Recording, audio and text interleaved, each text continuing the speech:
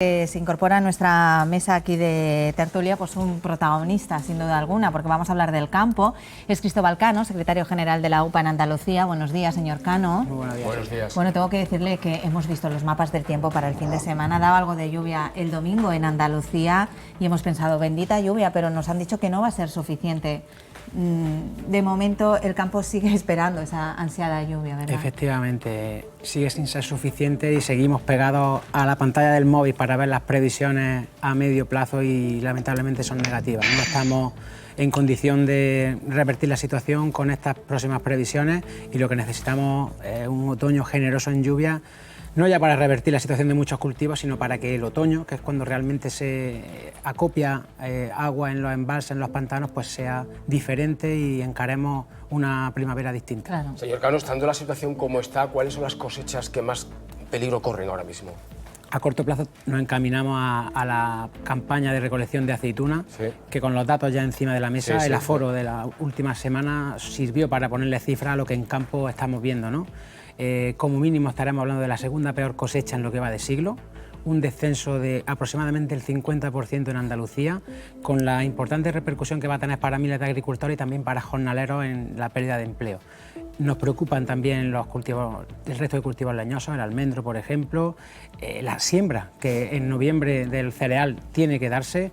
Como está el campo, pues en muchos sitios es también inviable. Y la ganadería, que digamos, los pastos, la falta de agua para nuestros ganaderos hace que muchas cabañas estén reduciéndose el número de cabezas de ganado y la situación es el límite. Hay que sacrificar animales, estamos... Sí, cuando al final tienes que además asumir el incremento en el coste de los piensos, de la energía y que no tiene agua, las cabañas ganaderas se están reduciendo y eso, pues bueno, es una situación irreversible. Irreversible, o sea que estamos hablando, usted que tiene contacto con los agricultores, con los ganaderos, de profesionales de este sector que tiran la toalla, ¿han cerrado explotaciones? Lamentablemente sí, tenemos muchos casos de gente, compañeros, por ejemplo, se me viene a la cabeza de Málaga, que han eliminado una cabaña ganadera de caprino y que tenía su industria incluso para transformar el queso y no pueden asumir más deuda. Cuando la pelota se va haciendo cada vez más gorda, llega un momento que tienes que parar y lamentablemente cesar la actividad.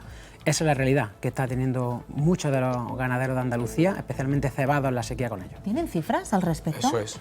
Bueno, hablando, por ejemplo, me refería antes a la campaña, como comentabais antes, la reducción de la producción de aceite de oliva, estimamos unas pérdidas de entre 1.700 y 2.000 millones de euros solo en Andalucía. Madre mía. En cuanto a producción. Imagínense lo que es eso. Si hablamos de jornales, una campaña normal en Andalucía, estamos hablando de 10 millones de jornales para la recolección de la aceituna y este año pues se va a disminuir a menos de 5. ¿Y hay muchas explotaciones ganaderas que hayan cerrado? Sí, lamentablemente sí. Cifras no tienen, ¿no? Cifras no tenemos Vale. porque al final el censo ganadero se actualiza año a año, Claro. pero seguro que cuando se complete el nuevo censo veremos una disminución de explotaciones ganaderas, bueno, porque al final la viabilidad económica tiene que ponerse por encima y es una situación, como digo, Estamos hablando de un sector, el sector terciario, ¿verdad?, que es importantísimo para, efectivamente, Lucrecia, que nos da de comer, en fin. ¿Va a subir mucho el precio del aceite? Bueno, es verdad que una menor disponibilidad, ya no solo en España, sino en el conjunto de Europa, y si lo ligamos con la campaña de comercialización que se va a cerrar los datos en las próximas semanas, vamos a comercializar más de 1.600.000 toneladas y este año en España nos vamos a producir en torno a 800.000 en el mejor de los escenarios.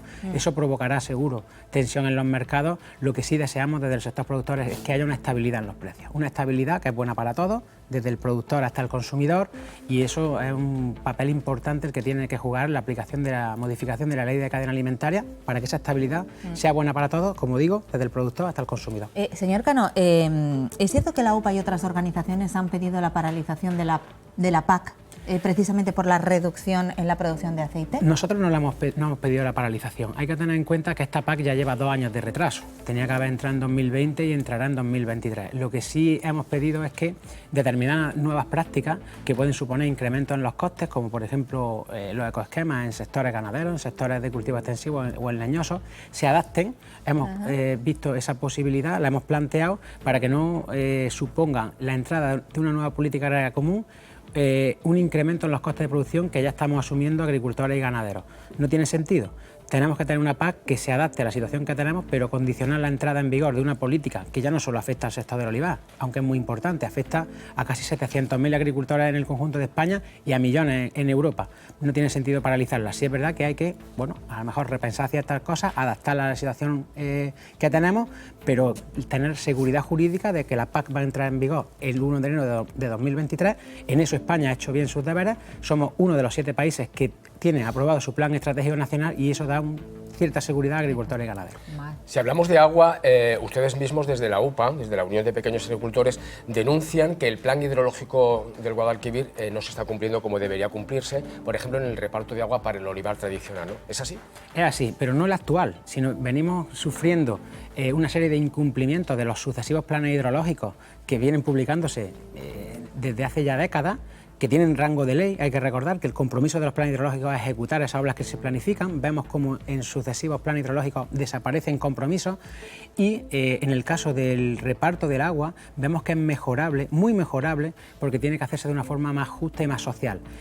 El cambio climático lo tenemos encima y hay que ser conscientes. Por eso hace falta un esfuerzo en nuevas infraestructuras y también repensar qué y cómo regamos. ¿Cuál sería el primer paso a dar?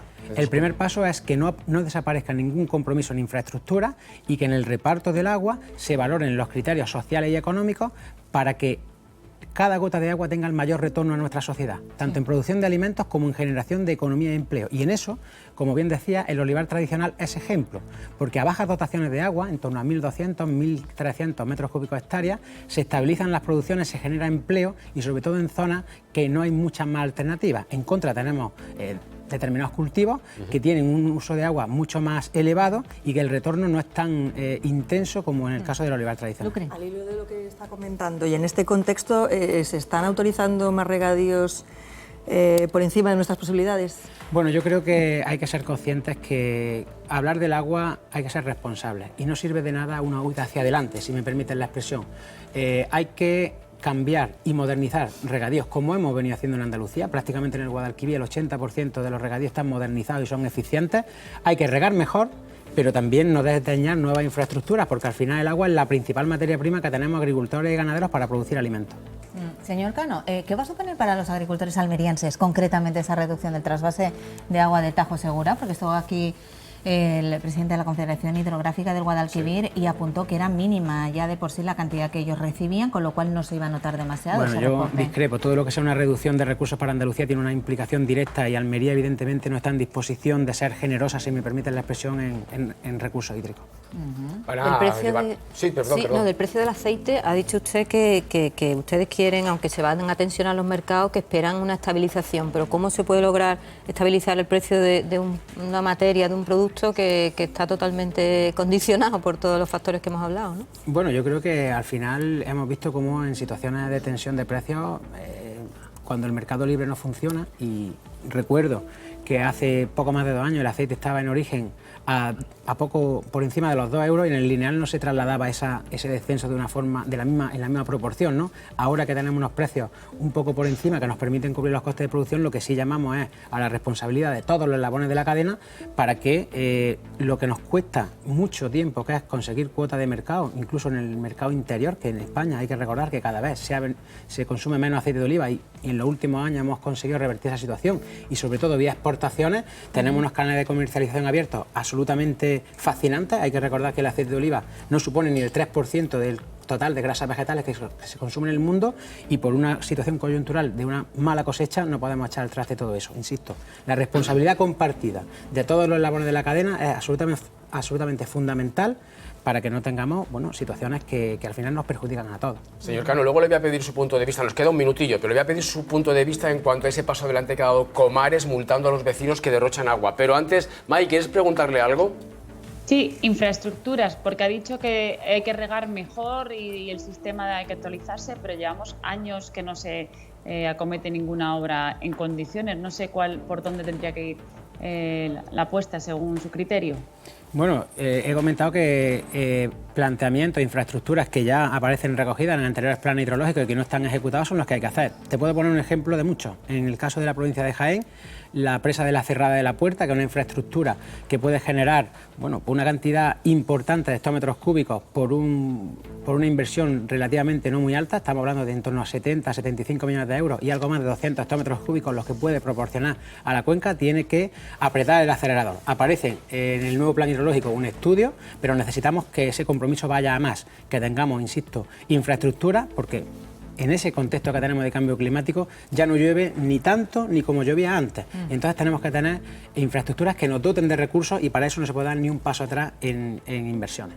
Y lo dicho, muy breve, ¿qué le parece que el alcalde de Comares, en la Sarquía malagueña, le diga a sus vecinos que más agua han derrochado multa? Me parece que de 300 euros, pero Puede ojo, llegar a 3.000, esto es el primer paso, puede llegar a 3.000. Yo creo que como sociedad todos tenemos que ser partícipes de esa responsabilidad compartida y ser conscientes desde la educación y si no, desde la sanción, si me permiten la expresión, de que el agua es un bien escaso, que es un lujo en nuestra región y que tenemos que hacer uso más eficiente del mismo. Hay que mentalizarse.